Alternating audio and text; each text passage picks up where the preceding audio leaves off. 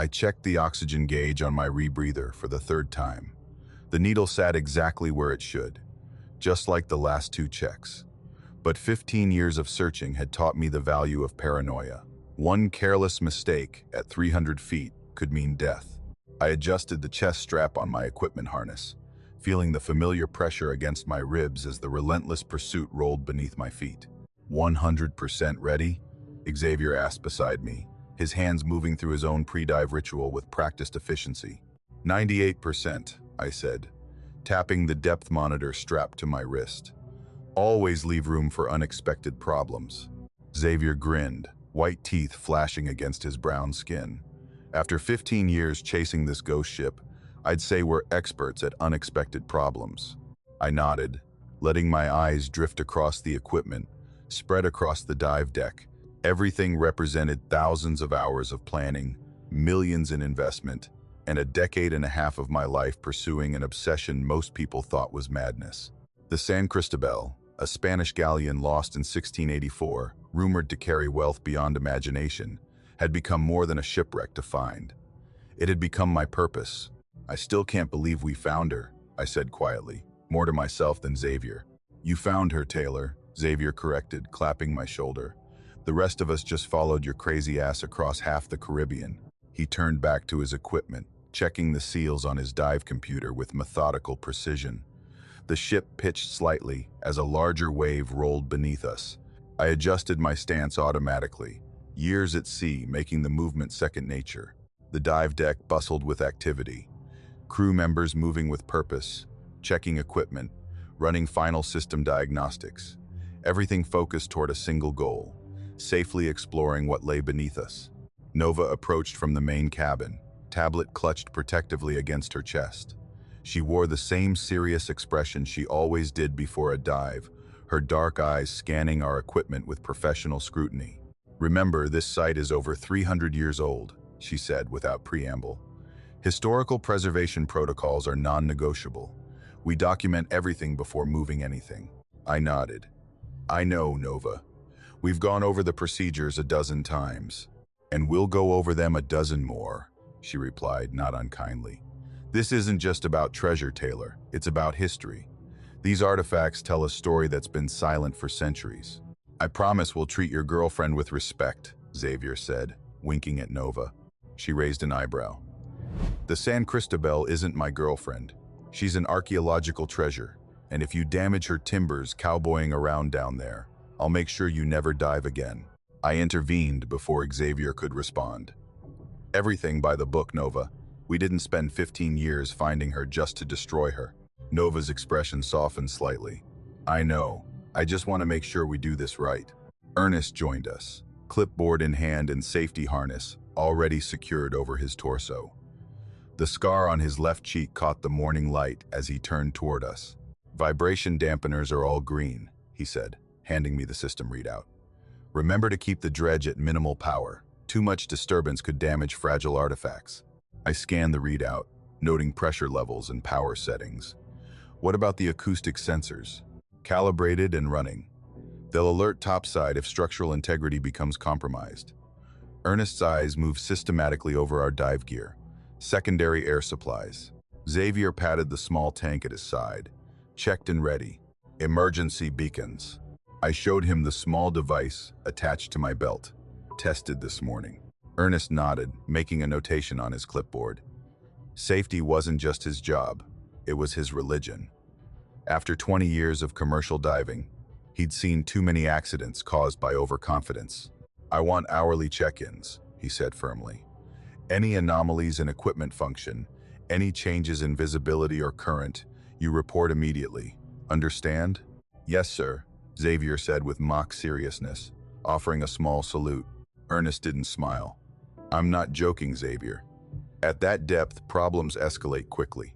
We understand, I said. Safety first, discovery second. Margaret's voice came over the ship's intercom. Taylor, you're clear for dive operations.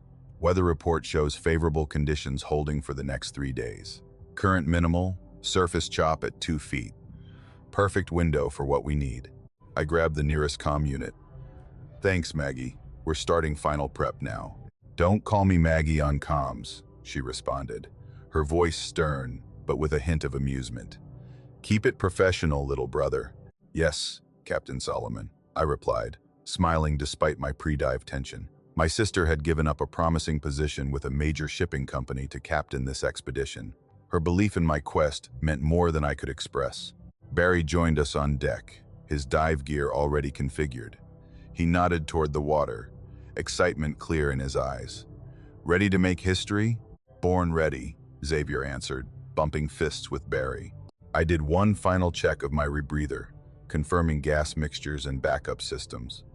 The weight of responsibility pressed against my chest. 15 years of research, failed expeditions, dead ends, and financial strain had led to this moment. The San Cristobal wasn't just a shipwreck, it was vindication. "All right," I said, looking at Xavier and Barry. "Let's do this right. Clean, careful, by the book." We moved to the dive platform at the stern, where our weighted descent line disappeared into the blue waters below. I secured my dive mask, feeling the familiar seal against my face, and powered on my helmet lights. The communication system crackled to life in my ear. "Comms check, all divers." Ernest's voice came through clearly. "Solomon, check. Green, loud and clear. Bradley, good to go." I took one last look at the sky. Bright blue without a cloud in sight, then backward rolled into the Caribbean waters. The shock of submersion always reset my brain, washing away surface concerns and narrowing my focus to the immediate environment. Xavier and Barry splashed in beside me, their bubbles momentarily obscuring my vision. "Beginning descent," I reported, gripping the line and starting my journey downward. The blue water darkened as we descended, sunlight fading with each meter. At 50 feet, I paused for our first safety check. Barry and Xavier gave me thumbs-up signals, and we continued downward. The pressure increased, a gentle but insistent squeeze that I barely noticed after thousands of dives. At 100 feet, the water temperature dropped noticeably.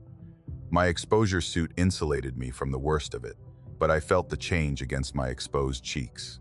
The descent line continued to guide us downward, disappearing into the increasing darkness below.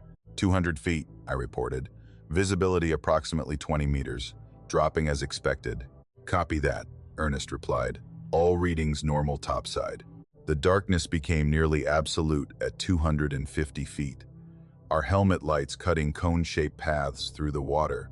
Natural light barely penetrated to this depth. We were entering a world where humans weren't meant to survive, where every breath relied on technology and careful planning. At nearly 300 feet, the massive silhouette of the cage appeared below us, our underwater habitat and work platform positioned near the wreck site. The rectangular structure sat on the ocean floor, anchored securely to prevent shifting in underwater currents. Its metal frame gleamed dully in our lights, covered partially with the marine growth that had accumulated since we'd installed it 2 weeks earlier. "Approaching the cage," I reported. Visibility down to approximately 10 meters. We swam toward the habitat, our movement slow and deliberate to conserve energy and air. The wreckage of the San Cristobal lay partly visible beyond, a wooden skeleton stretched across the sandy bottom, preserved by the cold, relatively oxygen-poor water at this depth. What remained of the once proud galleon was a shadow of its former glory, but to me it was the most beautiful sight imaginable. I entered the cage through the open moon pool, surfacing inside the dry workspace that would serve as our base of operations. The pressurized environment allowed us to remove our masks briefly and communicate directly while preparing specialized equipment. Barry and Xavier surfaced behind me, water streaming from their gear. "Holy shit, we're actually here," Xavier said, his voice hushed with reverence. "The actual San Cristobal." I nodded, unable to find words adequate for the moment. Years of being called crazy, of nearly bankrupting myself, all validated by the wooden remains lying just outside our habitat. "Let's get the dredge system online," I said, moving toward the control panel mounted on the habitat wall. "We'll start with quadrant 3 where the cargo hold should be." Barry helped me configure the dredge settings, adjusting pressure and vacuum rates to minimize impact on fragile materials. The system had been custom designed for archaeological work, capable of removing centuries of accumulated silt without damaging artifacts beneath. "Dredge settings at 15% capacity," I reported through the comms. Beginning clearing operations in Quadrant 3. Copy that, Nova responded from the surface. Remember to document everything before disturbance. We resealed our masks and exited through the moon pool, swimming the short distance to the wreck site. I positioned myself near what historical records suggested was the cargo hold, while Xavier set up our underwater lighting array. Barry readied the artifact collection baskets, carefully labeled according to Nova's meticulous system. I activated the dredge, feeling the gentle vibration as it came online. The narrow wand in my hands pulled water and silt into a filtration system that separated potential artifacts from debris. A fine cloud billowed as I worked, carefully clearing away the first layer of sediment that had buried the ship's remains for centuries. Starting initial clearance, I reported. Silt density higher than expected. The work was painstakingly slow. Each square foot required careful attention, with frequent pauses to document anything revealed. The wooden hull beneath the silt appeared remarkably intact in places, preserved by the environmental conditions that had kept oxygen and wood-boring organisms at bay. I ran my gloved hand gently across a timber, feeling the connection to history beneath my fingers. Men had died aboard this vessel, their final moments a terror of sinking and drowning. Now I was here, touching what they had touched, seeing what had been hidden for over 300 years. 2 hours of careful work revealed our first significant find. A bronze cannon, its surface covered with concretion, but its form unmistakable. Got a cannon here, I reported, excitement making my voice tight. Appears to be in remarkable condition. Documenting, Barry said, moving in with the underwater camera system. He took multiple images from various angles, creating a 3D model that Nova could examine from the surface. Perfect preservation, Nova's voice came through our comms. Don't move it yet. Let me complete the preliminary assessment. We continued working while Nova analyzed the images. The dredge revealed more of the ship's structure along with fragments of pottery scattered across what would have been the galley area. Each piece, no matter how small, was photographed in place before being carefully transferred to numbered collection containers. Taylor, Xavier called, his voice tight with excitement. I think I found something big. I moved to his position where his light illuminated a partially exposed wooden chest, its metal fittings green with verdigris but still recognizable. Are you seeing this? Xavier asked, his light playing across the chest's surface. I'm seeing it, I confirmed, heart pounding. Personal items from shipwrecks were rare. Most were destroyed or carried away by currents. A chest suggested contents, possibly documents or valuables. Nova, we've got what appears to be a sea chest, I reported. Approximately 1 meter in length, ½ meter in height, metal fittings intact. Incredible, she responded. Document thoroughly before any clearing. This could contain paper items that will deteriorate rapidly once exposed. Xavier moved closer to the chest, his light revealing more details as Barry worked the camera. I returned to the dredge, continuing to clear adjacent areas while they focused on documenting the find. The silt cloud from my work billowed and shifted with the gentle current, creating swirling patterns in our light beams. Something moved at the edge of my vision, a strange disturbance in the silt cloud beyond our primary work lights. I paused, focusing on the area, but saw nothing unusual. Probably just current patterns, I thought, returning to my work. At this depth, light played tricks on the eyes, and the constant movement of particles in the water created illusions of larger movement. How much longer on that documentation? I asked, refocusing on the task at hand. Almost done, Barry replied. Nova wants 30 more seconds of footage on the north side of the chest. I continued operating the dredge, carefully removing silt from what appeared to be a storage area adjacent to the chest. Our lights cut through the murky water, creating shadows that shifted and moved as we worked. Again, something seemed to move just beyond the illuminated area, a disturbance in the silt that didn't match the normal patterns of current or our own movements. I frowned, adjusting my light to better see the area, but whatever had caught my attention was gone, if it had ever been there at all. After hundreds of dives, I'd learned that the underwater environment played havoc with human perception. Shadows became creatures, currents became movement, and the mind filled in blanks with imagination. Just underwater currents, I muttered to myself, turning back to the dredge. The equipment hummed steadily in my hands, its vibrations traveling through my gloves and up my arms. I focused on the careful removal of silt, revealing more of the ship's structure with each passing minute, unaware that these same vibrations were traveling through the water and seafloor, reaching places untouched by human presence for centuries. The vibrations from the dredge traveled up my arms, making my fingertips tingle even through the gloves. I kept working methodically, clearing away centuries of accumulated sediment from the wreck of the San Cristobal. We'd been down here nearly 2 hours already, but time underwater had its own rhythm, slow and deliberate, measured in breaths and tank pressure rather than minutes. "Find anything interesting over there, Barry?" I asked through the comms, looking up from my work. Barry was about 20 feet away, working on a section of the stern where we'd spotted what might have been part of the captain's quarters. His voice crackled through my earpiece. "Nothing yet, Javi. Just more wood and some broken pottery. Wait, hang on." His light moved across something partially buried. I couldn't make out what had caught his attention. "What do you see?" I asked, but he was already focused on his work. I returned to my own section, carefully removing silt to reveal more of the ship's structure. The San Cristobal had been my obsession for years, a Spanish galleon lost in 1684, carrying not just wealth, but historical treasures. Finding it meant everything to me, and now that we'd actually located it, each piece we uncovered felt like touching history. We worked in comfortable silence for another 30 minutes. The distant hum of our support systems and the occasional ping from our monitoring equipment provided a steady soundtrack to our work. I just uncovered what looked like a decorative bronze fitting when Barry's voice came through again. "Hey, Javi, I think I found..." His voice cut off abruptly. I looked up to see Barry's form jerk backward violently, as if yanked by an invisible hand. His tether went instantly taut, stretched to its limit. "Barry," I called into the comms, straightening up. "Barry, what's happening?" No answer. "Barry, do you copy?" I tried again, already moving in his direction. My heart rate jumped, the sound of my breathing suddenly loud in my ears. "Barry, respond." Still nothing, just static. I swam faster, powerful kicks propelling me toward where I'd last seen him.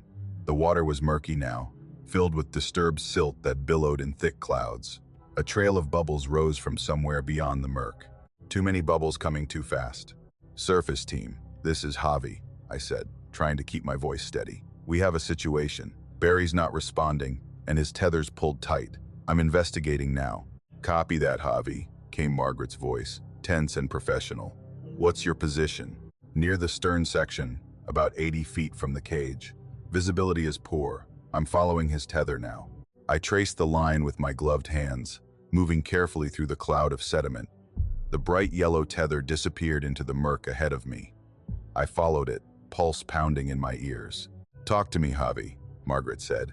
"What are you seeing?" "Nothing yet, just silt," and I stopped short as something came into view. "Wait, I found something."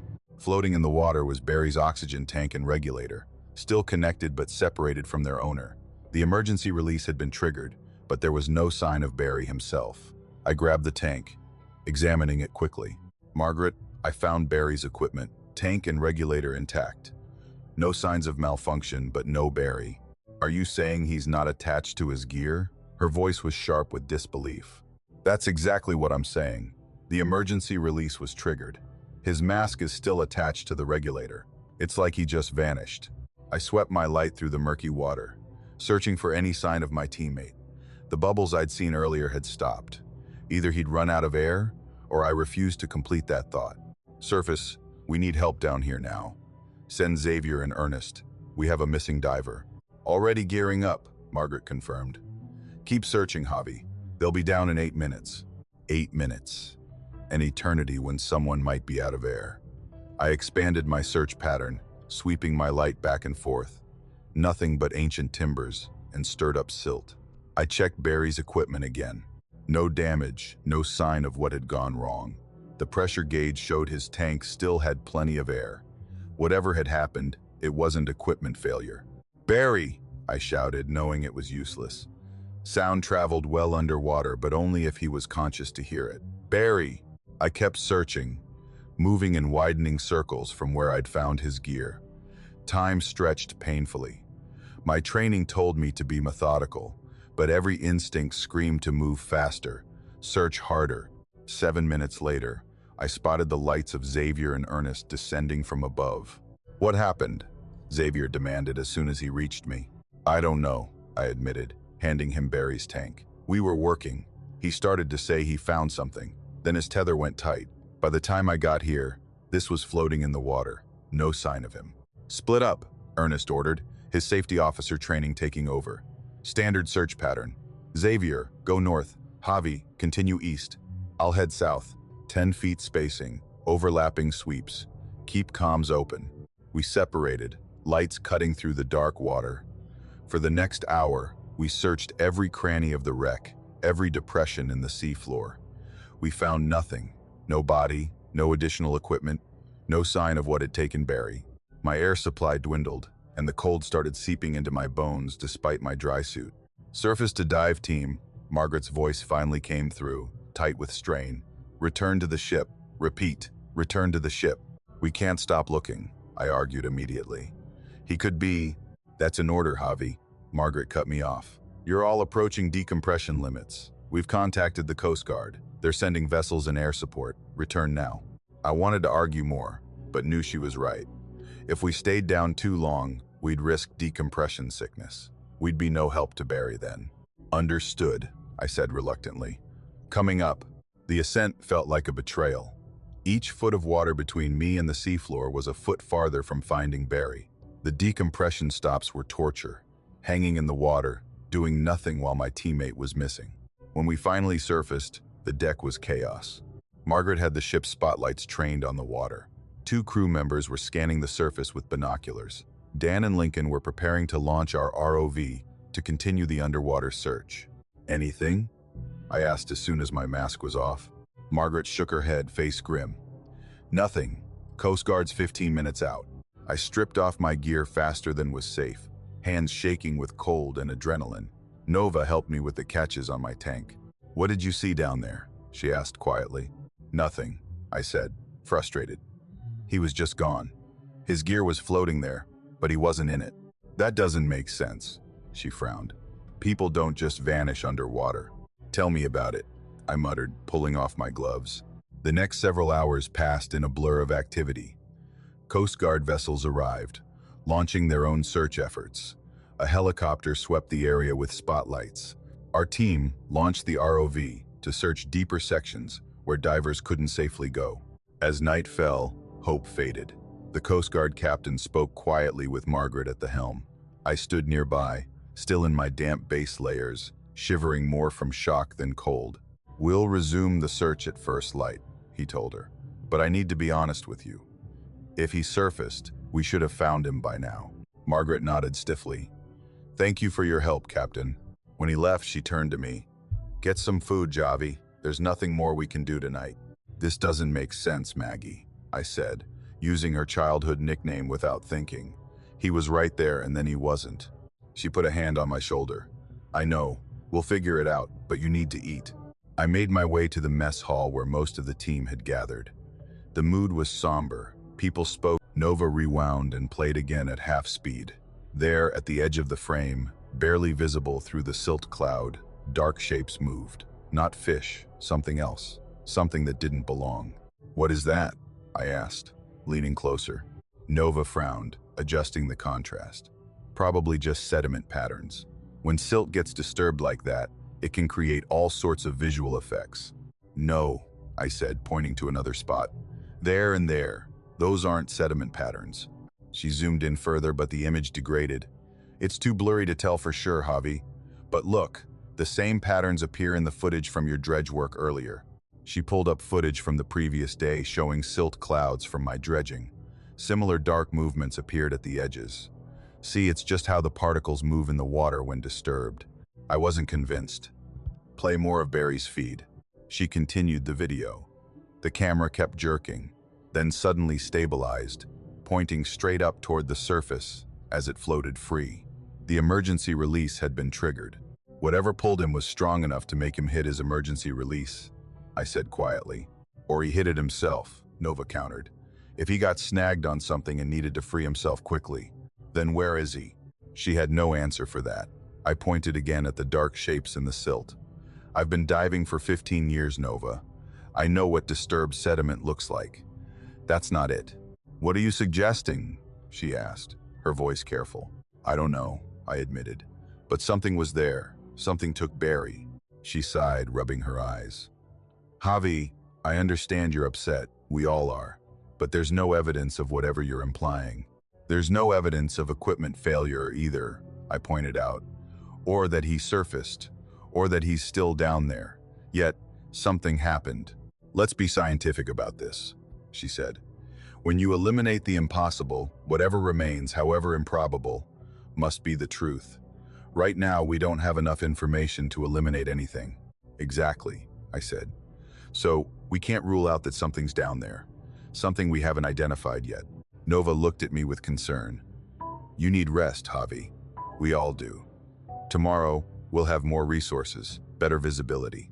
We'll find answers. I knew she was trying to be rational, but I also knew what I'd seen. Those weren't sediment patterns in the water. Something had moved with purpose, with intent. You're right about one thing, I said, standing up. We need more information, and I intend to get it. I left the lab, Nova's worried gaze following me. Out on deck, the night was clear and cold. Stars reflected in the black water below. Somewhere down there in the dark, beside the ancient wreck, something was waiting. Something that had taken Barry. And I was certain it wasn't just underwater currents or tricks of the light. I spent the entire night searching through old dive footage frame by frame. If there was something down there besides water currents and tricks of the light, I'd find evidence of it. The glow from my laptop screen burned my eyes as the clock ticked past 4 a.m. I couldn't rest. Not with Barry gone and no one believing what I knew in my gut. Morning came too quickly. I gathered the team in the Relentless Pursuits conference room before the day's operations began. Margaret stood by the door with her arms crossed while Dan and Lincoln sat at the table looking exhausted. Nova leaned against the wall, tablet clutched to her chest. Everyone had the same haunted look. Dark circles under their eyes telling me no one had slept much. I've made a decision, I said, standing at the head of the table. We're not continuing operations without new safety protocols. What kind of protocols? Lincoln asked, rubbing his eyes. I placed my hands on the table and leaned forward. No one works alone anymore, not for a second. We stay in visual contact at all times. Dan nodded slowly. Makes sense. And everyone carries a spear gun, I added. No exceptions. That got a reaction. Margaret pushed off from the wall. Spear guns, Taylor. That's excessive. Is it? I challenged her. Barry disappeared yesterday. His equipment was intact, but he was gone. Something took him. We don't know that, Nova said quietly. The current could have. The current didn't trigger his emergency release. I cut in. The current didn't yank him backward hard enough to snap his tether. And the current doesn't move like. I stopped, knowing how it would sound. Like what? Lincoln asked. I looked each of them in the eye. Like it has purpose. The silence that followed was heavy. I could see they wanted to dismiss it as grief or shock, but none of them could explain what happened any better than I could. Margaret sighed. The investors called this morning. They want us to continue operations. Of course they do, I said bitterly. They're not down there with us. We've sunk millions into this operation, Margaret reminded me. If we pull out now, I'm not saying we pull out, I clarified. I'm saying we protect ourselves, new protocols, or I shut this down. Investors be damned. Margaret and I locked eyes. She knew I meant it. Finally, she nodded. Fine.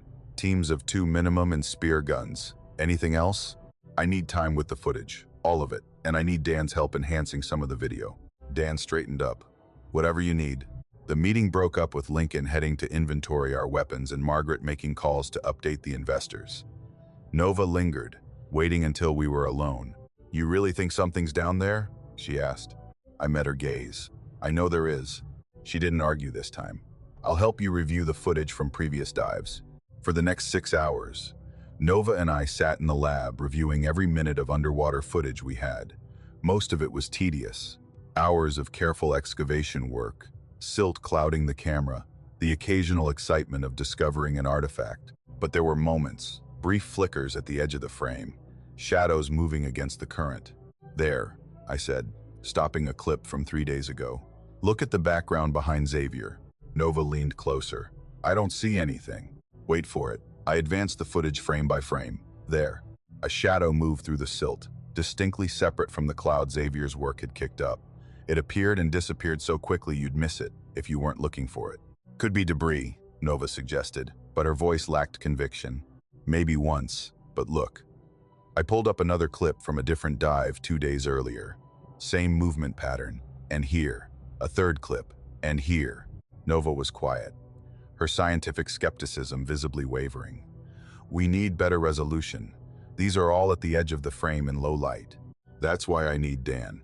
I found Dan in the engine room checking equipment. When I explained what I needed, he didn't question it. He just nodded and followed me back to the lab. Unlike Nova, Dan didn't need convincing that something unusual was happening. He'd been friends with Barry for years. I can clean up the image, he said, examining the footage. Run it through some filters, enhance the contrast. If there's something there, we'll see it better. How long will it take? I asked. Give me a couple hours. While Dan worked his technical magic, I went through more footage. By now, my eyes burned and my head throbbed, but I couldn't stop. Barry was gone because I hadn't been careful enough, because I hadn't seen the danger until it was too late. I wouldn't make that mistake again. Near sunset, Dan called me back to the lab. Nova was already there. Dan had taken our best clips and enhanced them, cleaning up the murky images as much as possible. I isolated the movement, he said, bringing up the first enhanced clip on the main screen. Watch closely. The footage played, and this time there was no mistaking it. Something large moved through the water just beyond our work lights. The shape was elongated, smooth, moving with purpose. What the hell is that? I whispered. Dan shook his head. I don't know, but it's big. I'd estimate at least 15 feet based on this frame. Can you get any more detail? Nova asked, moving closer to the screen. I've pushed the enhancement as far as it'll go, Dan said, but I can show you something else. He pulled up another clip, this one from yesterday, shortly before Barry disappeared. The enhanced footage showed the same shape closer to the camera this time, hovering just at the edge of visibility. It was watching, I said, my throat tight. It was watching us work. Nova stared at the screen, her scientific detachment crumbling. I've never seen anything like this. The movement pattern isn't consistent with known predators in this region. But it could be a predator, I pressed. Some large marine animal attracted to our activities. She hesitated, then reluctantly nodded. Yes, the size and movement suggest a predator of some kind, possibly one drawn to the vibrations from our equipment or the lights. I remembered Barry's last words cut off mid-sentence, the violent way he'd been yanked backward. It wasn't just watching us, it had taken action. I found Margaret on the bridge going over charts with the navigation officer. When I showed her the enhanced footage, her face went pale. We need to suspend operations, she said immediately, at least until we identify what this is. I agree, I said, but the investors won't. Margaret rubbed her temples. They're flying in tomorrow to check on our progress. If we tell them we're stopping because of what? An unidentified shape and murky footage. Because Barry is missing, I reminded her sharply. I know that, she snapped back. But they'll say it was an accident, equipment failure, human error. They have too much money tied up in this operation to stop now. I knew she was right. Our financial backers had invested millions in finding and salvaging the San Cristobal. They weren't going to walk away because of an unexplained shadow. Then we continue, I said, but with the new protocols in place, and I want additional precautions. Margaret looked at me, seeing the determination in my face. What kind of precautions? I'm setting up remote cameras around the cage tonight, and I want additional weapons on hand, not just spear guns. She didn't argue. Do what you need to do, but Taylor, be careful. Don't put yourself at risk. Too late for that, I said, turning to leave. We're all at risk now. That night, I lay in my bunk staring at the ceiling, unable to sleep. Every time I closed my eyes, I saw Barry's last moments. The jerk of his body, the tether going tight, the emptiness where he should have been. And behind it all, the shadow moving through the water. What was down there? Some undiscovered predator drawn to our lights and activity, or something else, something more deliberate in its actions. The wreck had been down there for centuries. What if it wasn't alone? I thought about the stories old divers told, tales of things in the deep that defied explanation. I'd always dismissed them as superstition, the product of nitrogen narcosis, or too much time in isolation. Now I wasn't so sure. After 2 hours of restless tossing, I gave up on sleep. I pulled on my clothes and went to the equipment room where Lincoln had prepared the spear guns. They were lined up neatly on the rack, 6 of them loaded and ready. I added a diving knife to the collection, then a second one. Better to have weapons and not need them. Next, I gathered the underwater cameras we used for monitoring the wreck site. We had 8 in total, more than enough to set up a perimeter around the cage. I spent an hour checking each one, making sure the batteries were charged and the housing sealed properly. As I worked, I couldn't shake the feeling that we were missing something obvious. The San Cristobal had been lost for over 300 years. Why had no one found it before now? There were records of previous expeditions in the area, yet none had succeeded in locating the wreck. What if there was a reason for that? By dawn, I had everything prepared. The cameras were ready, the weapons checked and double-checked. I'd written out the new safety protocols in detail and printed copies for everyone on the dive team. We would go down in pairs, maintain visual contact at all times, and each carry a weapon. No exceptions. I knew something was down there in the murky water, beside the ancient wreck. Something that had taken Barry, something that moved with purpose and intent. And I was determined to find out what it was before anyone else vanished.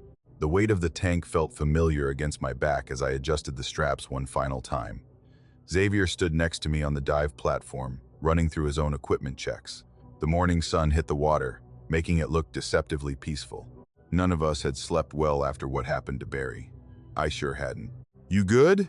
Xavier asked, his voice tight. I could tell he was trying to sound normal, but there was an edge I hadn't heard before. "Yeah," I said, double-checking my knife and the spear gun strapped to my thigh. "Remember, we stay close, no more than 10 feet apart at any time." He nodded, eyes serious behind his mask. "Got it." Margaret walked over, clipboard in hand. The circles under her eyes had darkened overnight. "The cameras are set up around the cage," I told her. "They'll record anything that moves within 30 feet. "Good," she said. "But I want hourly check-ins. Anything weird happens, anything at all, you get back to the surface." "We will." She hesitated, then put her hand on my shoulder. "I know Barry was your friend. He was mine too. But don't do anything stupid down there." I nodded, not trusting myself to speak. The truth was, part of me wanted whatever had taken Barry to show itself. I wanted to see it, to know what we were dealing with. Xavier and I stepped to the edge of the platform. The water below us looked darker than usual, but maybe that was just my imagination. We did our final mask checks, and I tapped my comms. "Comms check. Surface, do you read?" "Loud and clear," Margaret's voice came through. "Dan's monitoring your feed from the control room. Nova's with him." "Copy that." I glanced at Xavier. "Ready?" He gave me a thumbs up. We dropped into the water together, the coolness washing over me as we began our descent. The dive lights cut through the blue, creating moving shadows as we went deeper. Neither of us spoke much. The weight of what happened to Barry hung between us. At 200 feet, I spotted the cage below us, its metal frame reflecting our lights. The cameras I had set up yesterday were visible at each corner, small red recording lights blinking steadily. "See anything on the feeds?" I asked through the comms. Dan's voice crackled in my ear. "Nothing unusual, just you two coming down." We reached the cage, but didn't go inside. According to our plan, we'd work on a new section of the wreck today, about 40 feet east of where Barry had disappeared. I wasn't sure if that was far enough, but we needed to keep the operation going. "We're heading to section E7, I reported. "It's part of what might be the officers' quarters." "Copy that," Margaret replied. "Stay alert." Xavier and I swam side by side toward the designated area. I kept one hand on my spear gun the whole time, eyes constantly sweeping the murky water around us. The visibility was about 15 feet. Not great, but not terrible either.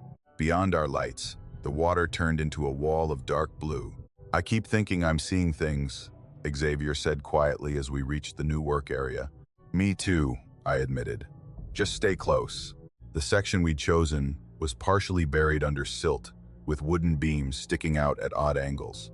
In better circumstances, I would have been excited about what we might find. The San Cristobal was rumored to have carried not just gold and silver, but historical documents, journals from the captain, and officers that might shed light on that period of colonial history. "I'll start the dredge," I said, pulling the small device from my equipment belt. "You document what we find." Xavier nodded, removing his camera from its waterproof case. The dredge hummed to life, sending a small cloud of silt swirling around us. I worked methodically, clearing away centuries of buildup while Xavier photographed every new inch we uncovered. For almost an hour, we worked in relative silence, focused on the task at hand. "Look at this," Xavier said eventually, pointing to something embedded in the wooden structure. I moved closer. It was a small bronze box about the size of my hand, partially visible in the rotting wood.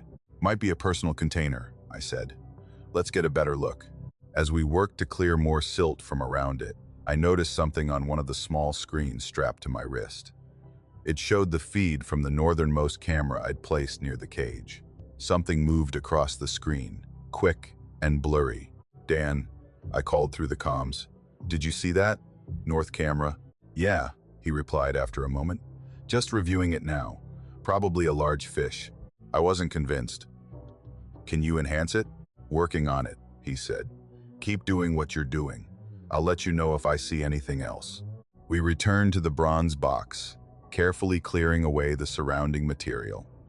The box was stuck in place, likely fused to the wood over centuries underwater. "We'll need to document it fully before attempting to remove it," I said. Xavier nodded and moved his camera closer to get detailed shots. That's when I felt it, a subtle change in the water pressure around us, a movement that wasn't natural current. I froze, my hand instinctively going to the spear gun on my thigh. "What is it?" Xavier asked, noticing my sudden tension. "Not sure," I said quietly. "Just keep working, but stay alert." The screen on my wrist blinked again. Another camera picked up movement, this time closer to our position. My heart rate kicked up a notch.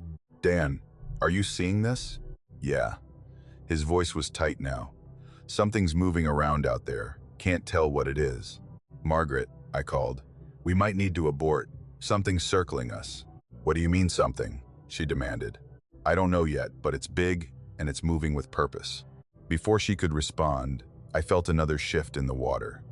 This time, Xavier felt it too. He moved closer to me, our shoulders almost touching as we scanned the murky blue around us. "There," Xavier pointed, his voice barely a whisper in my comms. About 20 feet away, the silt was disturbed in an unnatural pattern, like something was moving through it just above the seafloor. Whatever it was staying low, using the limited visibility to its advantage. "I see it," I said, raising my spear gun slightly. "Dan, are you getting this?" "Feed's breaking up," he replied, his voice cutting in and out. "What are you seeing?" The disturbance in the silt grew more pronounced, moving in a wide arc around us. It was circling, I realized, like a predator.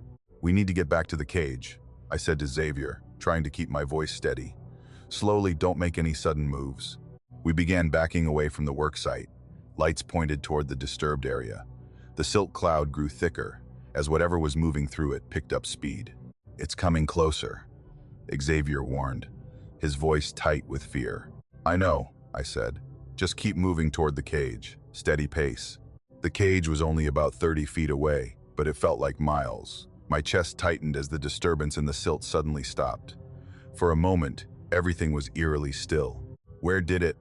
Xavier's words cut off as the water erupted behind us. I spun around just in time to see a massive shape burst from the silt cloud. It was darker than the surrounding water, fast and impossibly big. Before I could even raise my spear gun, it slammed into Xavier. His scream tore through my comms, high and terrified. I watched in horror as he was yanked backward with brutal force, his body jerking violently as something pulled him away from me. "Xavier!" I screamed, finally getting the spear gun up and firing in one fluid motion. The spear disappeared into the churning water where Xavier had been, but I knew I hadn't hit anything solid. "What's happening?" Margaret's voice shouted in my ear, but I couldn't answer her. The water around me was turning red. Blood. Xavier's blood clouding my vision and spreading through the water like ink. I fired another spear blindly into the cloud, then another. My hands were shaking so badly I nearly dropped the gun. "Javi, report." Margaret's voice was frantic now. "Something took Xavier," I managed to say, my voice not sounding like my own. "It pulled him. There's blood. I can't see him anymore." I knew I should try to find him, to help him somehow, but instinct took over. Whatever had taken him was still out there, possibly coming back for me. The cage was my only chance. I swam as fast as I could, not looking back at the blood clouds spreading behind me. The cage loomed ahead, its metal frame a promise of safety. I reached it in seconds that felt like hours, yanking the door open and throwing myself inside. My hands fumbled with the locking mechanism, finally sealing it shut with a metallic clank. Breathing hard, I pressed my back against the far wall of the cage, trying to process what had just happened. Xavier was gone, just like Barry, taken in seconds by something I couldn't even identify. Movement outside the viewport caught my eye. I forced myself to look, raising my dive light to illuminate the water beyond the reinforced glass. That's when I saw it. The creature moved past the cage, slow and deliberate now. It was enormous, at least 15 feet long, maybe more. Its body was muscular and sinuous, with a shape that reminded me of a crocodile, but wasn't quite right. The head was massive, with powerful jaws that could easily crush bone. Its skin had a reptilian texture, but it moved through the water with the grace of something that had evolved to hunt there. As it passed by the viewport, it turned slightly, and I swear it looked right at me. Its eye was dark and cold, assessing me through the glass. Then it vanished back into the murky water, leaving nothing but a swirl of silt in its wake. My hands were trembling as I activated the comms again. "Margaret, are you there?" "I'm here." Her voice was strained. "What happened? Where's Xavier?" "He's gone," I said, the words hollow in my chest. "Something took him. Something big." "What was it?" Nova's voice cut in. "A shark?" I don't know," I said, trying to organize my thoughts. "Maybe a shark or some kind of crocodile, but different. I've never seen anything like it." "Different how?" she pressed. "It was huge." I sat in the cage, my eyes fixed on the viewport. My hands wouldn't stop shaking no matter how hard I tried to steady them. Outside, nothing moved except silt particles drifting through my field of vision. But I knew it was out there. That thing, that monster that had just taken Xavier right in front of me. The clock on the wall showed I'd been sitting here for nearly 3 hours. The surface team had ordered me to stay put while they figured out what to do. Like I had a choice. The cage was my only protection. A metal box sitting on the ocean floor that suddenly felt way too fragile. The comms crackled. "Taylor, you still with us?" It was Margaret, her voice tight with worry. Where else would I be? I didn't mean to snap, but fear and exhaustion were eating at me. "We're setting up a video call. Nova's been researching based on what you described. She wants to show you something." I moved to the small monitor mounted on the cage's wall. After a few seconds of static, the screen split into 4 sections showing Margaret, Dan, Ernest, and Nova. They all looked like they hadn't slept, their faces pale and drawn. "Taylor." Nova leaned closer to her camera. "I need you to confirm something. You said the creature was reptilian with a massive jaw structure. Approximately how large would you estimate it was?" I closed my eyes, trying to push away the image of Xavier being dragged into the darkness. 15, maybe 20 feet. Massive jaw. Yeah, like a crocodile, but wrong somehow. Bigger. And those eyes. I trailed off, not wanting to remember. Nova nodded and tapped something on her tablet. "I've been digging through marine biology databases and paleontological records. What you described doesn't match any known living species." "No kidding," I muttered. "But it does match this." She held up her tablet to the camera. The image showed a reconstructed skeleton of a prehistoric marine reptile. The skull was enormous compared to its body, with jaws that looked like they could snap a human in half without effort. Even in fossil form, it looked vicious. "What am I looking at?" I asked. "Dacosaurus," Nova said, her voice taking on that academic tone she used when explaining things. "A marine crocodile from the Jurassic period. It was supposedly extinct for 150 million years." I stared at the image. The proportions matched what I'd seen. The massive head, the powerful jaws, the streamlined body built for underwater hunting. My stomach nodded. "That's impossible." Ernest cut in, shaking his head. We're not dealing with a living fossil here. There's no way a species could remain undetected for 150 million years. I know what I saw, I said, my voice harder than I intended. And it looked exactly like that thing on Nova's tablet. Ernest sighed. Look, I'm not saying you didn't see something, but there has to be a rational explanation.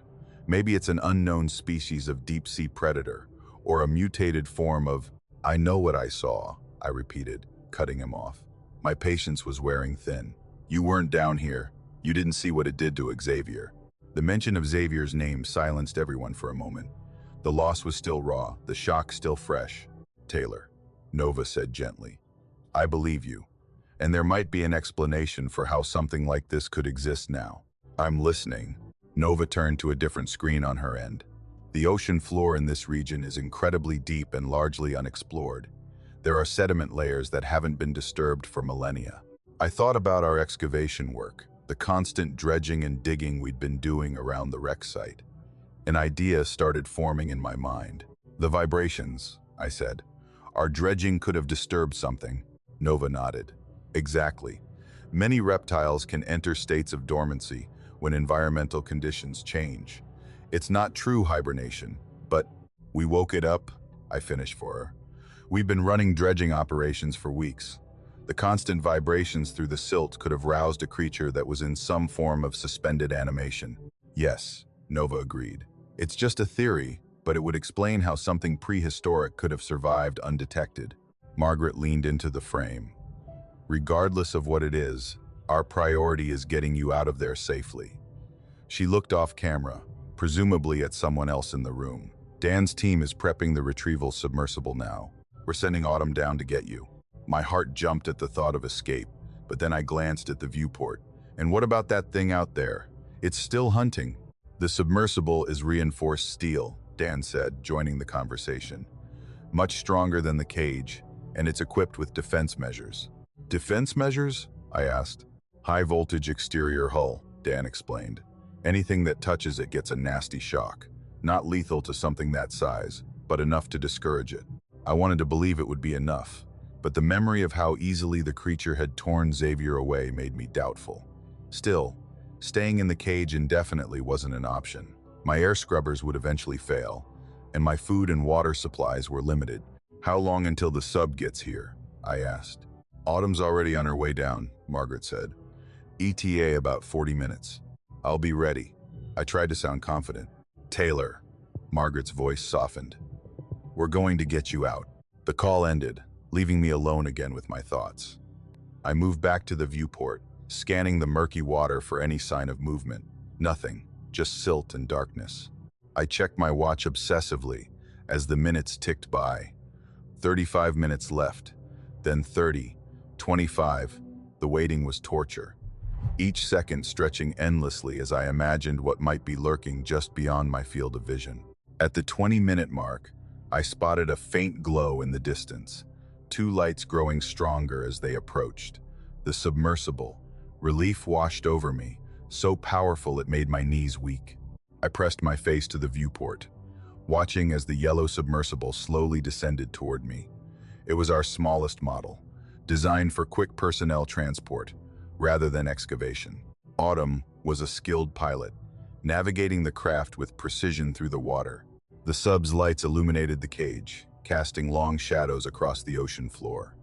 I grabbed my emergency pack and moved to the airlock, ready to make the transfer as soon as Autumn docked. The sub was maybe 50 yards away now, closing the distance steadily. I could see Autumn through the craft's front viewport, her face focused on the controls. That's when I saw it. A massive shadow detached itself from the darkness below, moving with frightening speed toward the submersible. My breath caught in my throat as I recognized the same creature that had taken Xavier. No, no, no, I gasped, lunging for the comms. Autumn, 9, it's coming. I didn't know if she heard me. The sub continued its approach, oblivious to the danger. The Dacosaurus, I couldn't think of it as anything else now, surged upward from below. It was enormous, at least 8 millas long, its body sleek and powerful. In the sub's lights, I could see details I'd missed before. The scaly skin, the rows of teeth visible even with its mouth closed, the primal hunger in its eyes. It slammed into the submersible with shocking force. The sub lurched sideways, its lights spinning crazily as Autumn fought to maintain control. Through the comms, I heard her scream, "Autumn! Evasive maneuvers!" I shouted, knowing it was useless, knowing there was nothing she could do against something that size. The creature circled back, faster than anything that large should move, and rammed the sub again. This time, I saw the front viewport crack, a spiderweb of fractures spreading across the glass. "Surface. Emergency," I yelled into the comms. "The creature is attacking the sub. Autumn's in trouble." Only static answered me. The communication system must have been damaged in the attack. I watched in helpless horror as water began to spray into the sub's cabin. Autumn's face was a mask of terror as she frantically worked the controls trying to escape. The sub's engines whined, pushing against the water, but the creature struck again, this time latching onto one of the propulsion units with its massive jaws. Metal tore like paper. The sub spun out of control now, lights flickering as systems failed. I could see water rushing in faster, filling the cabin. Then the comms went dead. The lights on the sub blinked out. The only illumination now came from my cage, casting just enough light to see the submersible drifting lifelessly in the water, the creature circling it like a shark. "Autumn," I whispered, though I knew she couldn't hear me. "Autumn," but there was no response. The sub continued to drift, taking on water, sinking slowly to the ocean floor about 100 yards from my position. The creature made one more pass at the disabled vessel, then turned and swam into the darkness, disappearing as quickly as it had appeared. I stood frozen at the viewport, my mind struggling to process what I'd just witnessed. The rescue attempt had failed catastrophically. Autumn was either dead or trapped in a flooded sub. Communications were down, and now the surface team had no way to reach me. The reality of my situation crashed down on me with suffocating weight. I was stranded alone in a metal box on the ocean floor, with a prehistoric predator patrolling the waters around me. My air scrubbers would last maybe another day, my water supply a bit longer. After that, I slid down the wall until I was sitting on the cold metal floor, my back pressed against the curved wall of the cage. My breaths came in short, painful gasps as panic threatened to overwhelm me. I was trapped, completely, utterly trapped, and no one was coming to save me. A harsh metallic creak pulled me from my spiral of panic. I jerked my head up, scanning for new damage to the cage. The structure had been designed to withstand intense pressure, not repeated impacts from a prehistoric predator. The radio crackled. "Taylor, do you copy? Taylor, respond." Margaret's voice came through with more static than usual. I pushed myself up from the floor, my legs stiff from sitting hunched against the wall. "I'm here. Taylor, we have a problem." The hesitation in Margaret's voice sent a fresh wave of dread through me. "Worse than being trapped with an extinct sea monster?" I asked, trying for humor, but hearing the edge of hysteria in my voice. "The storm system we were tracking. It's accelerated. It's hitting us now." Her words were clipped, professional, but I knew my sister well enough to hear the fear underneath. "We're battening down, but sea conditions are deteriorating rapidly, swells already at 15 feet and building." I closed my eyes, processing what she wasn't explicitly saying. "You can't send another sub. Not for at least 24 hours, maybe longer depending on how the system tracks." 24 hours. The weight of those words pressed against my chest. I glanced at the oxygen readout, the numbers glowing in accusatory blue in the dimness of the cage. "What about Autumn? Any contact?" I asked, though I already suspected the answer. The silence on the other end confirmed it before Margaret spoke. "Nothing yet. The sub's emergency beacon is active, but we've lost all communication." I moved to the viewport, pressing my face close to the thick glass. The underwater floodlights cast eerie, shifting beams through the disturbed silt. And there it was, a massive shape gliding at the periphery of visibility. The creature moved with an unsettling grace for its size, like it owned these depths, had always owned them. "I can see it," I said quietly into the comms. "It's circling." "Can you describe its behavior?" Nova's voice cut in. I struggled to find the right words. "It's methodical, like it's examining the cage, learning it." As if hearing my assessment, the creature suddenly changed course, turning directly toward me. Its velocity increased, body streamlining through the water. It's coming. The impact rattled the cage with such force that I was thrown backward, slamming into the equipment rack behind me. Metal groaned in protest. A high-pitched hissing sound started near the floor. A new leak, joining the others that had begun earlier. "Taylor, report." Margaret's voice had abandoned all pretense of calm. I scrambled to my feet, ignoring the throbbing pain in my shoulder. "It rammed us, starboard side near the bottom seal." I dropped to my knees, running my fingers along the edge where metal met metal. They came away wet. "We've got another leak." Small, but I didn't finish the sentence. We both knew what it meant. Another point of structural weakness. Another way for the ocean to get in. "How bad is it getting in there?" Dan's voice now. "All business." I stood, taking inventory. 3 leak points that I can identify. All small for now, but the cage wasn't built for this kind of repeated stress. I moved to the environmental control panel. Air quality still holding, but I checked the readings. If nothing gets worse, and that's a big if, I've got maybe 18 hours of breathable air. 18 hours, Margaret repeated. The earliest we could attempt a rescue would be 24, assuming the storm passes as predicted. The math wasn't complicated. 6 hours short, if everything went perfectly, which it wouldn't. The radio went quiet for several long moments. I knew what they were doing, calculating options, running scenarios, trying to find a solution that didn't end with me dead at the bottom of the ocean. Dan broke the silence. "What about the dredging equipment?" "What about it?" I asked, glancing at the industrial vacuum system we use to clear sediment.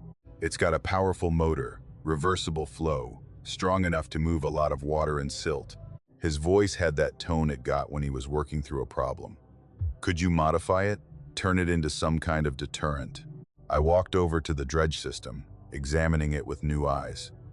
"You're thinking I could use it as a weapon, or at least something to keep that thing at a distance?" "Buy some time," Dan said. I ran my hand along the smooth housing of the dredge. Maybe I'd need to reconfigure the intake, boost the outflow pressure. My mind was already racing through the modifications. It wouldn't kill it, but might startle it enough to back off. "It's worth trying," Margaret said. "We're working on other options from up here, but she didn't need to finish." Another impact rocked the cage. Lighter this time, but still concerning. I grabbed the workbench to steady myself. "Taylor, you okay?" Margaret's voice tight with worry. "Still here. It's testing different points of the cage now." I moved back to the viewport in time to see the creature's massive tail disappearing into the murk. "I think it's getting smarter." "We're setting up a video call with Nova," Margaret said. "She's been researching based on your description and the footage. Give us 5 minutes to establish the link." I nodded, though they couldn't see it. "I'll be here, not exactly going anywhere." While waiting, I took a more thorough inventory of the cage's condition. The 3 leak points were concerning, but not immediately catastrophic. I grabbed a toolkit and some emergency sealing compound, applying it to the worst of the leaks. It wouldn't hold forever, but it might buy me some time. I checked the oxygen systems next, confirming my earlier estimate. 18 hours if the leaks didn't worsen, less if they did. The monitor flickered to life, showing a split screen with Nova's face on one side and Margaret's on the other. Nova looked exhausted, her hair pulled back messily, eyes intense. "Taylor, I've been analyzing everything we have on this creature," she said without preamble.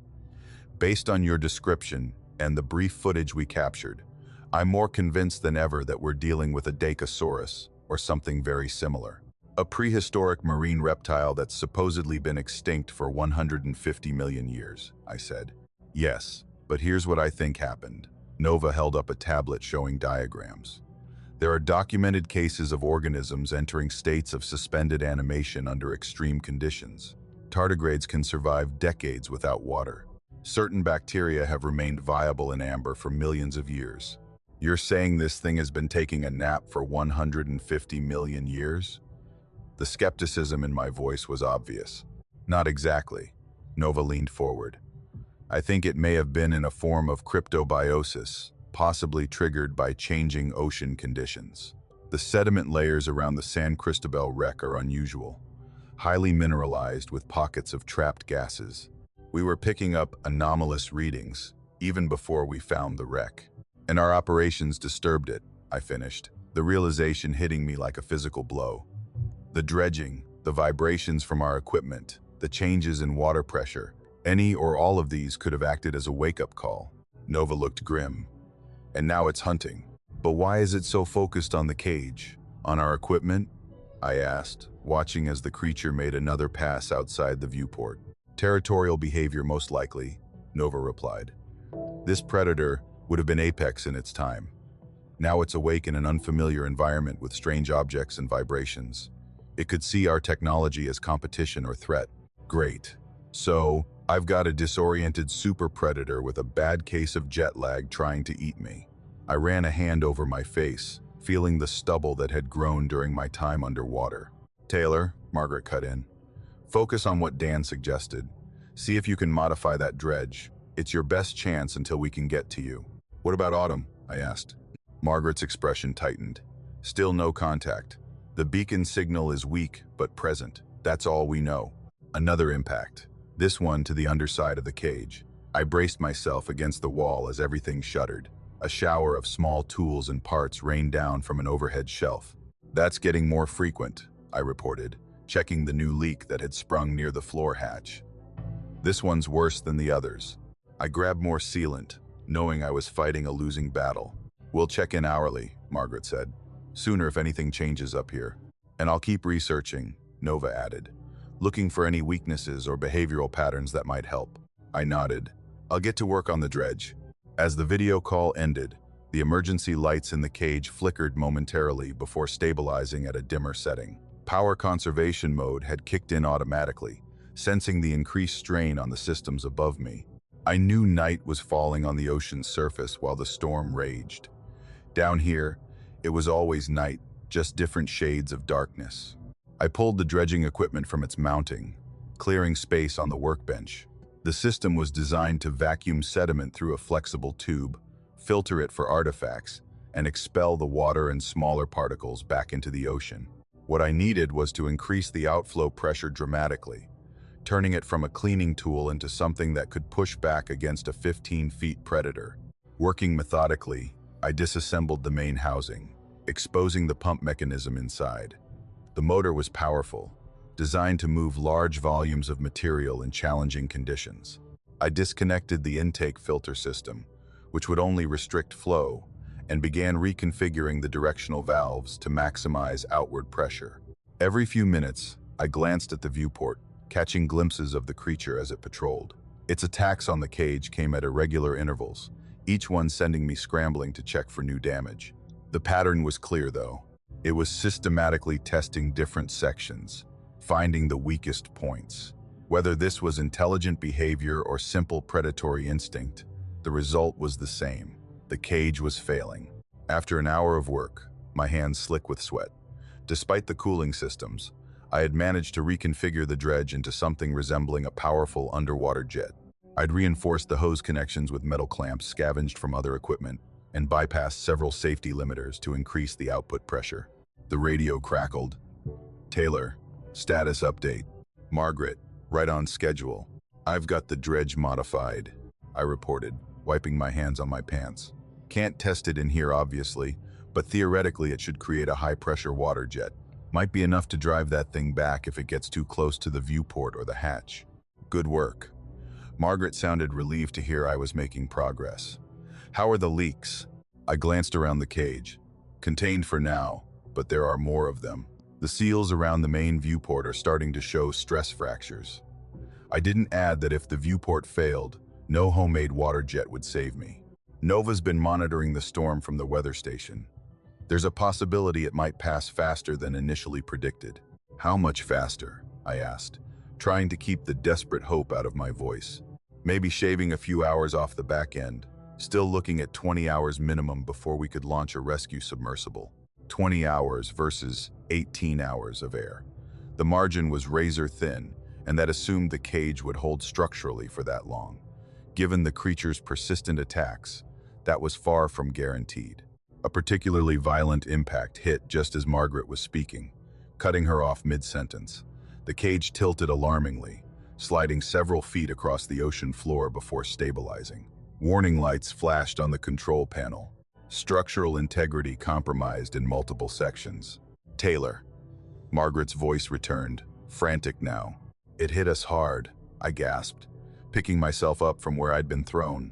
The cage shifted position. "We've got major leak points now."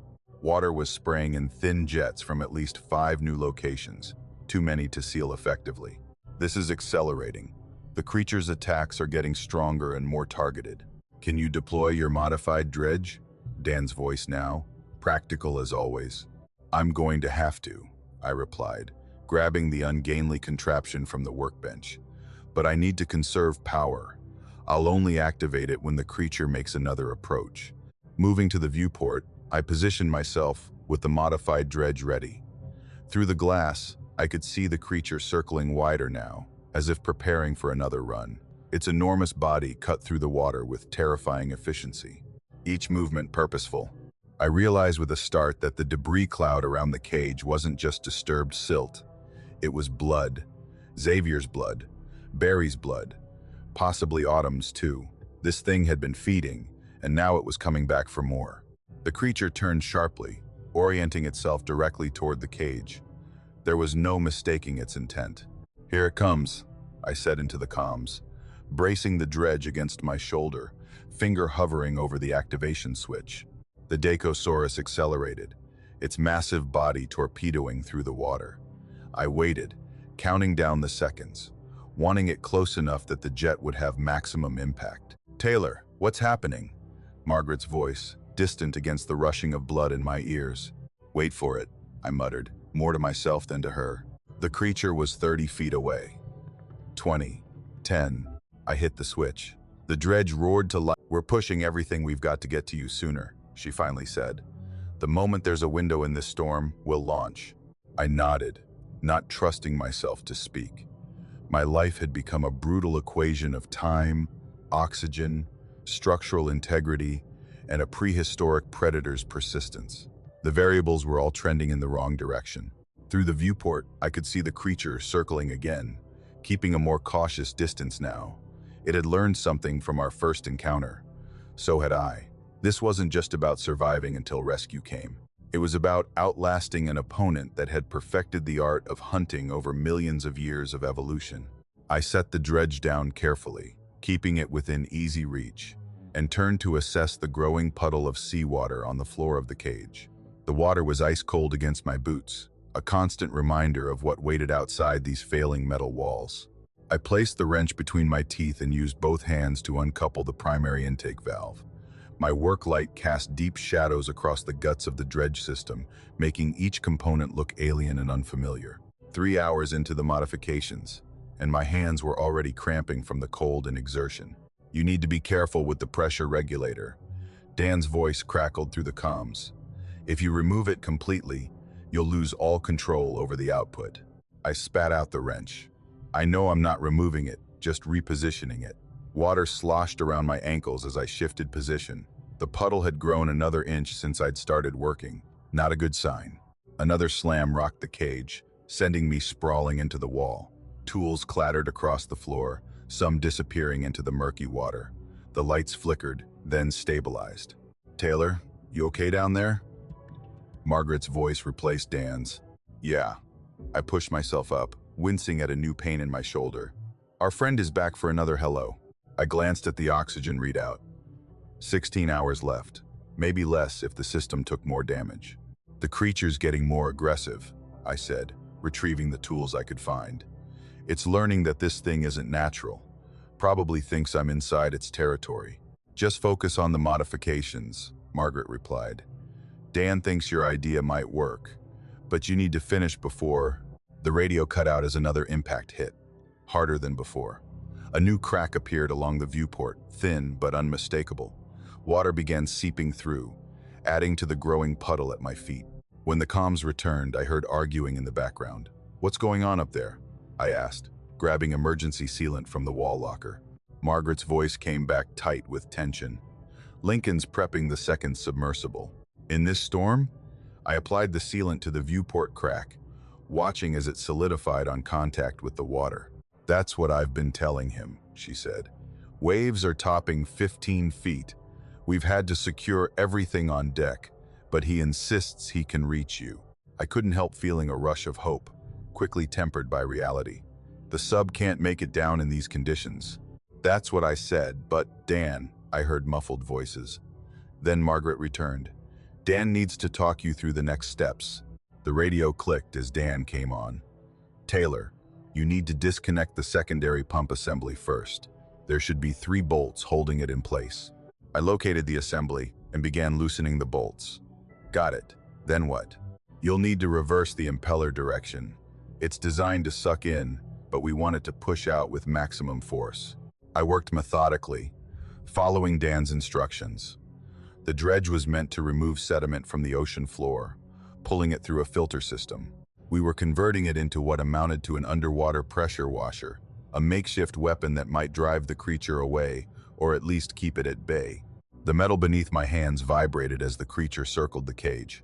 I could feel its presence even when I couldn't see it. A change in water pressure, a shadow passing the viewport, the creaking of the cage's frame as currents shifted around a massive body.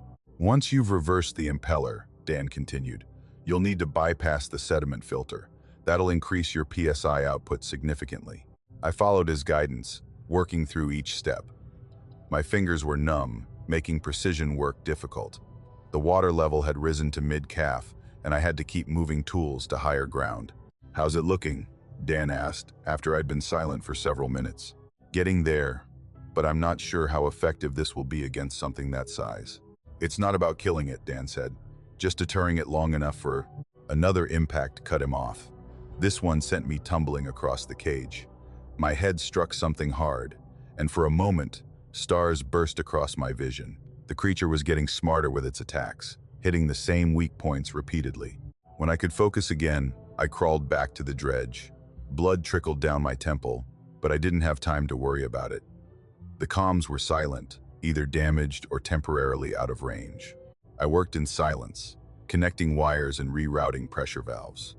Without Dan's guidance, I had to rely on my own knowledge of the equipment, which was decent, but not expert level. I made a mistake with the wiring and had to start that section over, costing me valuable time. The comms crackled back to life nearly an hour later. "Taylor, are you there?" Margaret's voice was tight with worry. "I'm here." Comms went down after the last hit. "Are you hurt?" "Just a cut. Nothing serious." I didn't mention the persistent dizziness. How long was I offline? "Almost 50 minutes, we thought." She didn't finish the sentence. She didn't need to. "I'm still working on the dredge, making progress." "Good. Dan's here to continue walking you through it." Dan's voice came through, and we resumed the technical work. Time blurred as we moved through each complex modification. The water level rose to my knees, then retreated slightly when I managed to seal another leak. The oxygen display ticked down steadily. Outside, the creature maintained its patrol, occasionally testing the cage's integrity with powerful strikes. Each time I held my breath, wondering if this would be the hit that broke through completely. "The next step is critical," Dan said as I reached for the control panel. "We're basically hot-wiring this thing to override its safety protocols. If you connect those 2 wires directly, you'll get maximum power, but only for a short time before it burns out." I hesitated. "How short?" "Maybe 2 minutes of continuous use, 3 tops. Not long enough if the creature decided to stick around. But it was the best option I had. I'm also going to need to mount this thing so I can aim it," I said, looking around the cage for options. "The frame near the hatch might work." "That could work," Dan agreed. "But be careful. Any modification to the hatch area could compromise the seal." I studied the hatch, then the dredge, mentally calculating how to create a swivel mount that would allow me to target the creature without fully opening the door. "I'm going to use some of the spare equipment brackets," I told Dan. "I think I can create a mount that extends out like an arm when I crack the hatch." Dan paused. "Actually, that could work. The pressure differential when you open the hatch will be intense, but if you're quick, I'll need to be." I worked through the night, losing track of time as I focused on the task. My eyes burned from fatigue and salt water. Twice more, the comms went down after powerful impacts, leaving me alone with the sounds of groaning metal and water sloshing around my legs. During one of these silent periods, I pressed my face to the viewport, trying to catch a glimpse of my attacker. All I saw was murky water and the occasional shift in current that suggested something massive was moving just beyond my field of vision. When the comms returned, Margaret informed me that 8 hours had passed since I'd entered the cage. "Lincoln's still insisting on the rescue attempt," she said. "The storm has peaked, but it's not getting any better. I've ordered him to stand down, but he's not listening," I finished for her. "No, he says he's modified the sub's ballast system to handle the wave action. He's planning to launch in 2 hours." I thought about Lincoln. Steady, methodical Lincoln, risking his life to save mine. The same way I would have done for him.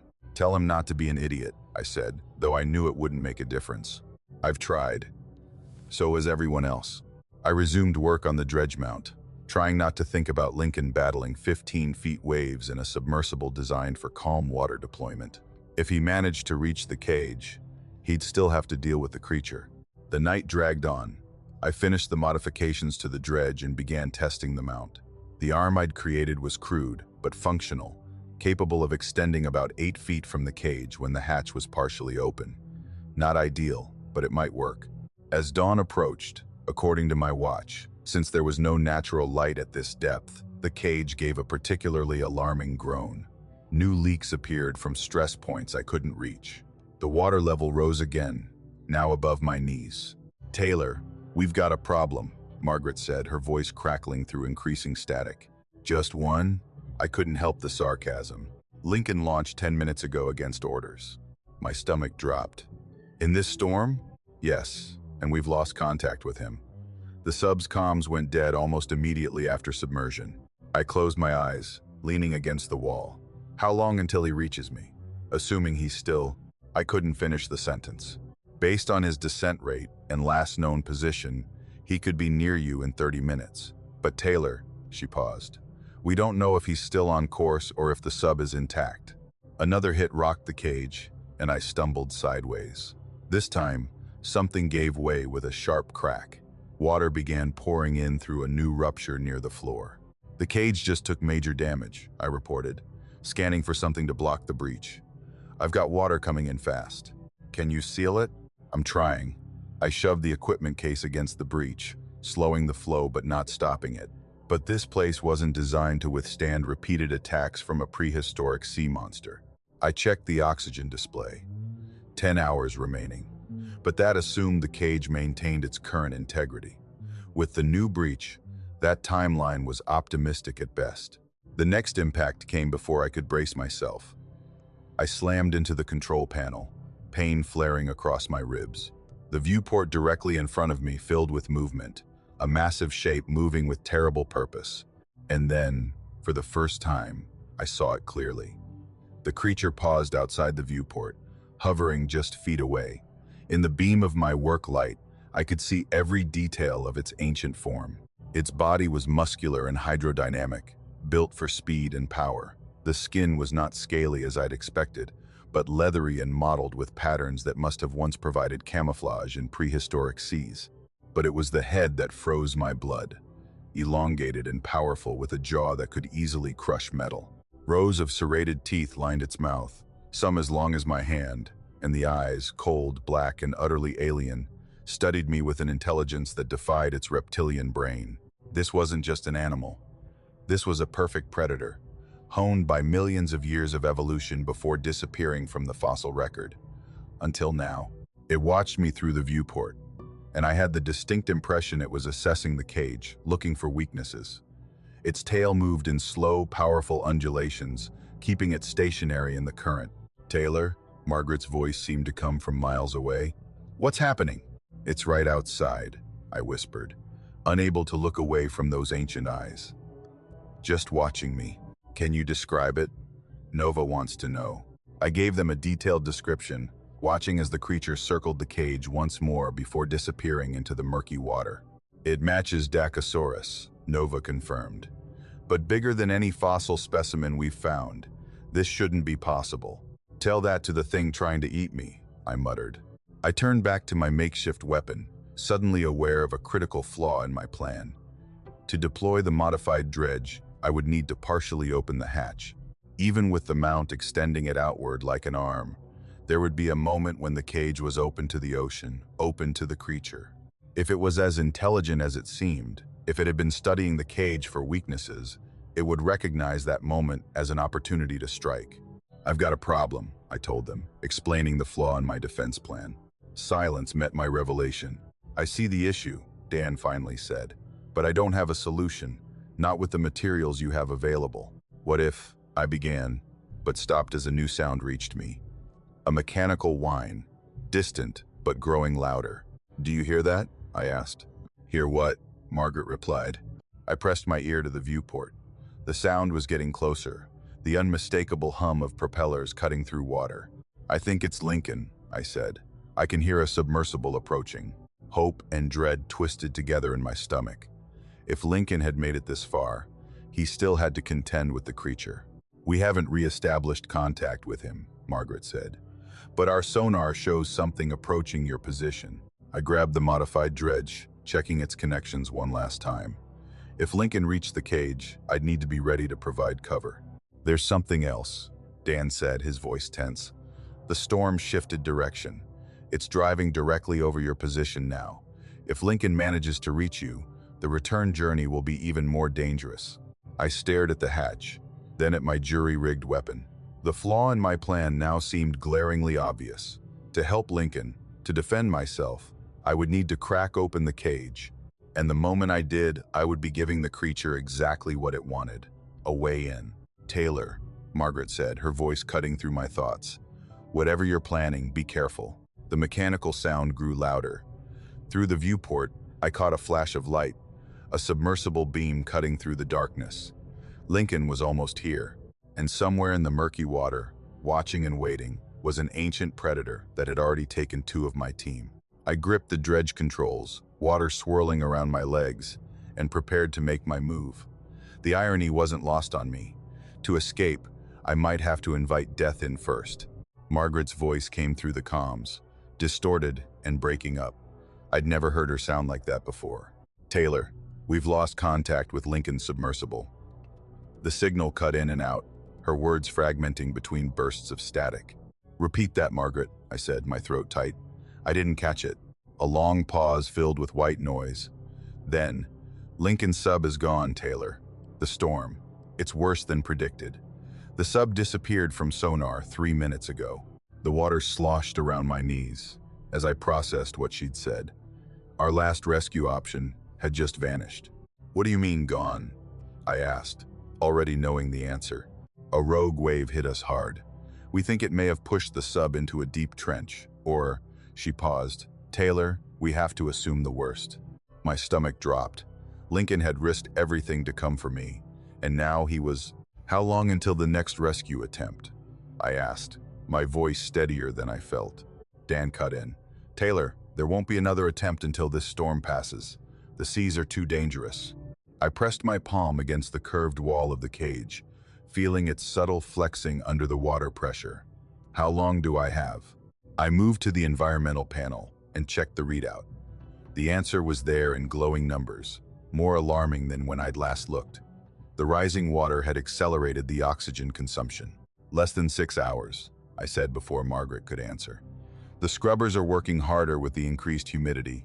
"We're monitoring," Margaret said. "If we detect any change in the storm's trajectory..."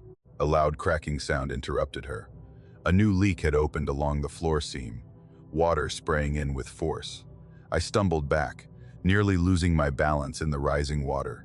"Taylor, what happened?" Margaret asked. "Another leak?" I said, scanning the cage for the emergency sealant I'd used earlier. "I've got at least 3 active breaches now." I waded through knee-deep water to retrieve the last tube of sealant from where I'd left it. The cold was getting to me now, my legs numb from standing in the frigid seawater. "The structural integrity is compromised," Dan said. "Those welds weren't designed to withstand repeated impacts." As if hearing his words, something slammed into the cage again. I grabbed onto a support beam to keep from falling. Outside the viewport, a massive shadow passed, faster than before, more deliberate in its movements. It's getting smarter, I said, watching the creature circle back around. Each hit is focused on the same spots now. It's learning where the cage is weakest. Nova's voice joined the conversation. That tracks with what we know about predator intelligence. It's testing for vulnerabilities. I applied sealant to the new leak, but the water pressure made it difficult. The compound wouldn't adhere properly with so much water already pushing through. The sealant isn't holding, I reported, trying again. This leak's too big. Another slam rocked the cage, this one harder than the last. I heard metal groan in protest as the entire structure shifted slightly on its foundation. Taylor, you need to finish that dredge modification, Dan said urgently. It might be your only chance. I turned back to the dredge system I'd been working on. The modifications were nearly complete. I'd reversed the impeller, bypassed the filters, and rerouted the pressure valves as Dan had instructed. What remained was to create a secure mounting point near the outer hatch, so I could extend it outside the cage. I'm almost done, I said, gathering the last components I needed. But I'll need to open the outer hatch partially to deploy it. That's a huge risk, Margaret said. The moment that hatch opens, I know, I cut her off. But staying put isn't an option anymore. The water had risen to mid-thigh now, making movement slow and difficult. My hands shook from the cold as I finished connecting the power relay to the dredge motor. I tested the system, and the modified dredge hummed to life, vibrating with unexpected power. The nozzle I'd fashioned would create a concentrated jet of water. Not enough to kill the creature, but hopefully enough to drive it away long enough for me to make my next move. How's it looking? Dan asked. It works, I said, shutting it down to conserve battery. But I need to get it mounted by the hatch. I waded through the rising water, carrying the modified dredge to the outer hatch. Using the remaining tools, I secured it to a mounting bracket I'd fashioned from spare parts. The positioning was crucial. It needed to be angled correctly to hit the creature when it approached. What's your plan exactly? Margaret asked. I took a deep breath. I'm going to use the dredge to create vibrations in the water. Based on what we've seen, that should draw the creature in. When it gets close enough, I'll hit it with the full force of the jet. And then what? Margaret pressed. I hesitated. I haven't figured that part out yet. The truth was I had very few options. The cage was failing, my oxygen was running low, and the creature wasn't going to stop until it got what it wanted. A series of updates came through about the storm. It was beginning to weaken, the pressure system moving faster than anticipated, but not fast enough to matter for me. The earliest window for rescue would be 8 hours, Margaret said, her voice tight. Even if we launched the moment the seas were manageable. That's 2 hours too late, I said, looking at the oxygen readout again. 5 hours and 37 minutes left. I finished mounting the dredge system and stepped back to check my work.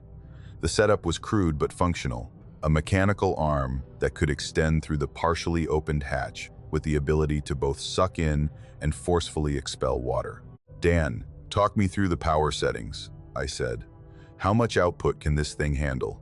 Dan walked me through the technical specifications, explaining how to maximize the water pressure without burning out the motor. As he spoke, I noticed the creature had changed its pattern. It was swimming in tighter circles now, each pass bringing it closer to the cage. It's getting bolder, I said, interrupting Dan, moving faster, closer. The next impact came without warning, a direct hit to the viewport, powerful enough to create a spiderweb of cracks across the thick glass. Water immediately began to spray through the fractures, adding to the rapidly rising level inside. Taylor! Margaret shouted as alarms blared in the background. Status report. I stumbled away from the cracked viewport, heart pounding. The viewport's compromised. Water's coming in fast now. The creature made another pass, visible through the damaged viewport.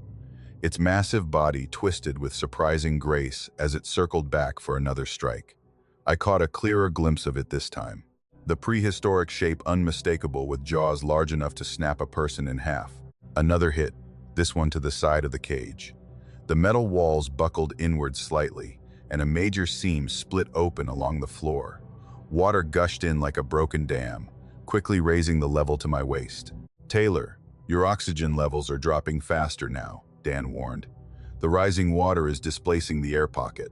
I checked the readout again. 4 hours and 58 minutes. then 4 hours and 56. The numbers were decreasing in real time as the situation worsened. "I'm running out of time," I said. "I need to try the dredge now." The comms went silent for a moment. Then Margaret's voice, calm despite everything. "Do what you need to do, Taylor. We're not giving up on you." I made my way to the hatch controls, fighting against the rising water. The temperature was dropping my core body heat, making my movements sluggish. I knew hypothermia would become a real threat soon if the water continued to rise. "I'm going to activate the dredge now," I told them. "It'll create vibrations that should attract the creature." "Like a dinner bell," Nova said quietly. "That's what I'm counting on," I replied, reaching for the power switch. The dredge hummed to life, its motor straining against the pressure. I adjusted the settings as Dan had instructed, maximizing the output. The vibrations traveled through the cage and out into the water beyond, creating a distinctive pattern that carried through the ocean depths. Through the damaged viewport, I watched and waited. It took less than 30 seconds. The creature responded exactly as I'd hoped, appearing suddenly from the murky distance. It circled once, twice, then approached the cage with clear intent. "It's coming," I said into the comms. "Moving faster than before." "Get ready," Dan said. "You'll only get one shot at this." I positioned myself at the outer hatch controls, my hand hovering over the release mechanism. The timing would be critical. Open too soon and the rush of water might overwhelm me before I could implement my plan. Too late, and the creature might damage the cage beyond any hope of survival. Another powerful impact shook the cage. This one was different, more calculated, focused on the already damaged viewport. The cracks expanded and water began pouring in with alarming force. "Taylor." Margaret's voice was almost lost in the sound of rushing water. "Your oxygen level is dropping rapidly." The water was now at my chest and rising fast. I knew I had minutes, not hours. "I need to do this now," I said, more to myself than to them. The creature circled again, moving with increasing speed. Each pass brought it closer to the cage, testing, probing for weakness. Through the viewport, I could see its massive form coiling, preparing for what would surely be a devastating strike. I braced myself at the hatch controls, the cold water now reaching my shoulders. This was it, my one chance to turn the hunter into the hunted. If I failed, the cage would become my tomb. "Margaret," I said, my voice calm despite everything. "If this doesn't work, tell my sister." "Tell her yourself when you get back," Margaret cut me off. "Focus, Taylor." The creature disappeared from view briefly, then reappeared, charging directly at the cage. I knew this was the moment. I positioned my hand on the hatch release, ready to execute my desperate plan. As the prehistoric predator closed in for the kill, I knew my plan would either work or it would kill me faster.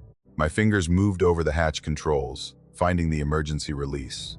I had to be careful, open it just enough to push the dredge nozzle through, not wide enough to let the creature in. The comms buzzed with Margaret's voice, but I couldn't make out what she was saying anymore. It didn't matter. No one could help me now.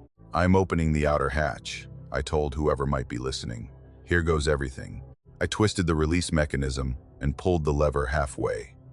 The hatch groaned and water immediately burst through the partial opening, slamming into my chest. The pressure nearly knocked me off my feet as I fought to stay at the controls.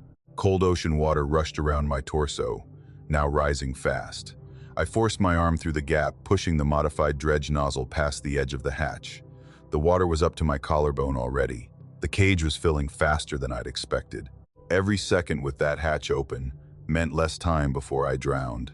"Dredge is in position," I gasped, spitting out salt water. "Now I just need our friend to take the bait." Through the viewport, I could see only murky darkness. I strained my eyes, searching for any sign of movement. The water pressure made the viewport creak and groan. I wondered if the creature had given up. Maybe it had found easier prey elsewhere. The thought gave me no comfort. I needed it to come back now, that I was ready for it. My legs were numb from the cold water. I stamped my feet, trying to keep the blood flowing. I tapped the edge of the viewport. "Come on, where are you?" The water level kept rising inside the cage. It was past my shoulders now, forcing me to tilt my chin up. I had to stand on my toes to keep my head above water. My makeshift trap wouldn't matter if I drowned before the creature showed up. Then I saw it. A disturbance in the water, Not just random currents, but a deliberate movement. Something large displaced the water as it approached. I held my position at the controls, one hand on the dredge activation switch, the other gripping a support beam to keep myself steady. The silt cleared just enough for me to see it coming, fast and direct.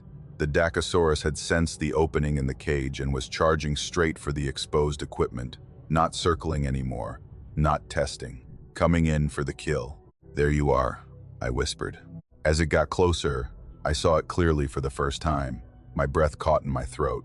Textbook illustrations and Nova's digital reconstructions hadn't prepared me for the reality of this thing. Its body was massive, at least 20 feet of prehistoric muscle and cartilage. The head was enormous, disproportionate to its body, not like a shark, not like anything alive today. This was an ancient nightmare come to life. Its skin wasn't smooth, but rough and mottled with patches that might have been scars or natural markings. But it was the eyes that held me, cold, black, and somehow knowing.